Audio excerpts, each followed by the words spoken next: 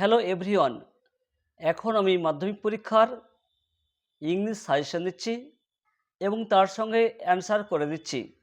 এগুলো very important. প্রথমে হচ্ছে লেটার টু দ্য হেডমাস্টার বা headmistress about leave for absence. Leave মানে ছুটি, অ্যাবসেন্স মানে অনুপস্থিতি। তুমি যে স্কুল যেতে পারবে না সে সম্পর্কে হেডমাস্টার বা হেডমিস্ট্রেসকে অ্যাপ্লিকেশন দিতে হবে, লেটার লিখতে হবে। আমি এটার অ্যান্সার করে দিচ্ছি।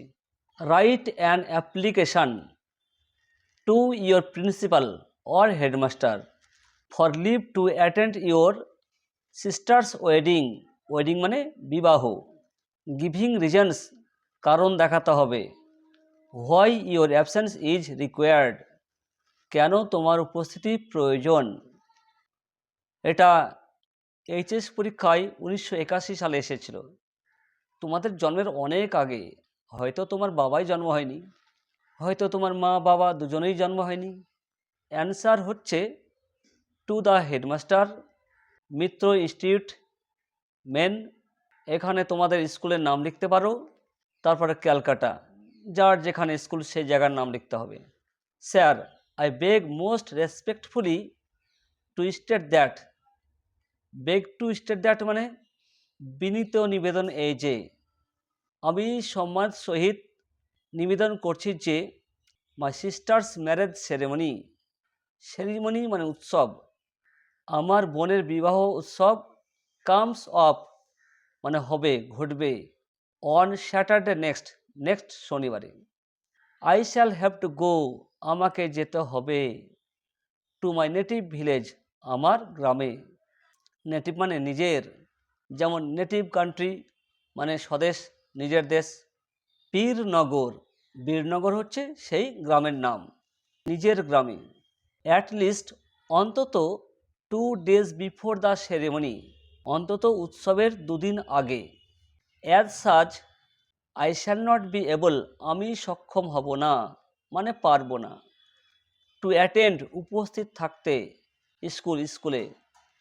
From 6th to 10th instant, instant মানে বর্তমান মাস, মানে যে মাসটা চলছে। যদি এটা ফেব্রুয়ারি মাস চলে তাহলে বলতে পারি ফেব্রুয়ারি মাসের 6 থেকে 10 তারিখ পর্যন্ত স্কুলে উপস্থিত থাকতে পারবো না। ফাদার উইশেস বাবা চাই, উইশেস মানে ইচ্ছা করা বা চাওয়া। দ্যাট যে I should be near at hand আমার তার হাতের কাছেই থাকা উচিত। টু হেল্প হিম তাকে সাহায্য করতে বা সাহায্য করার জন্য। বিসাইডস বানানটা ভুল আছে, BESIDES, বিসাইডস মানে এছাড়া। Father is the only mail person বাবা হচ্ছে একমাত্র পুরুষ ব্যক্তি।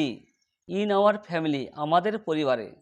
সো তাই মাই প্রেজেন্স আমার উপস্থিতি ইজ ভেরি মাচ রিকোয়ার্ড খুবই প্রয়োজন। এবার প্যারা চেঞ্জ করতে হবে।